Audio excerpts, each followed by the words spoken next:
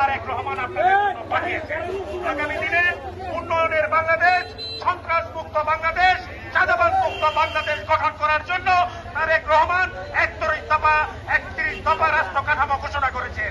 সেই রাষ্ট্র কাঠামোতে বাংলাদেশ জাতীয়তাবাদী দলের রাষ্ট্র কাঠামোতে কোথাও চাঁদাবাজি, সন্ত্রাস, দখলবাজি এবং কোন মাদক কারবারির জায়গা বাংলাদেশে হবে না।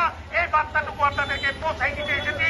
আপনারা যারা এই বাজারের ব্যবসায়ী আছেন, আপনাদের ব্যবসা প্রতিষ্ঠানে বিএনপির নাম ভাঙিয়ে কেউ যদি চাঁদাবাজি করতে আসে, আপনারা তাদেরকে পুলিশের কাছে সোপর্দ করবেন, কারণ কোন চাঁদাবাজ বাংলাদেশ জাতীয়তাবাদী দলের কর্মী হতে পারে না।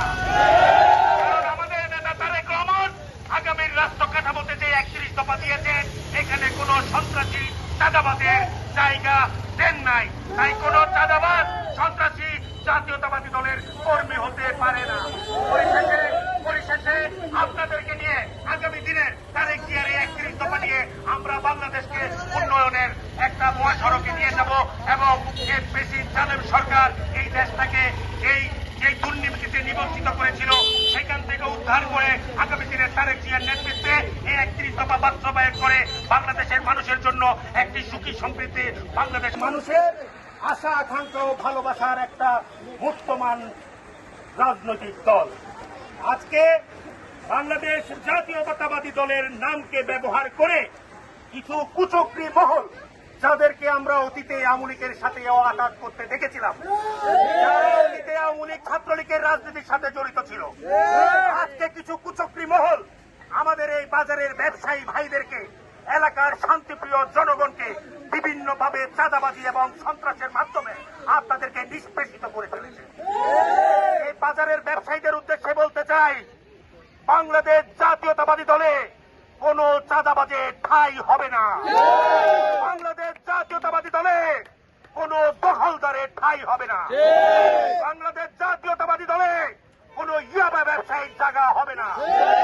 তাই এই এলাকার জনগণ এবং শান্তিপ্রিয় মানুষ আপনাদের কাছে উদাত্ত আহ্বান জানাবো, বাংলাদেশ জাতীয়তাবাদী দলের নাম ব্যবহার করে যারা সন্ত্রাস, চাঁদাবাজি, দখলবাজি এবং বিচার সালিশ কার্য পরিচালনা করে সাধারণ মানুষদেরকে জিম্মি করে টাকা পয়সা হাতিয়ে নিচ্ছে, আপনারা সেটার থেকে সজাগ থাকবেন এবং আপনারা যদি আমাদের সহযোগিতা চান, সেই সব চাঁদাবাজ, দখলবাজ, সালিশবাজ এবং মাদক কারবারিদেরকে।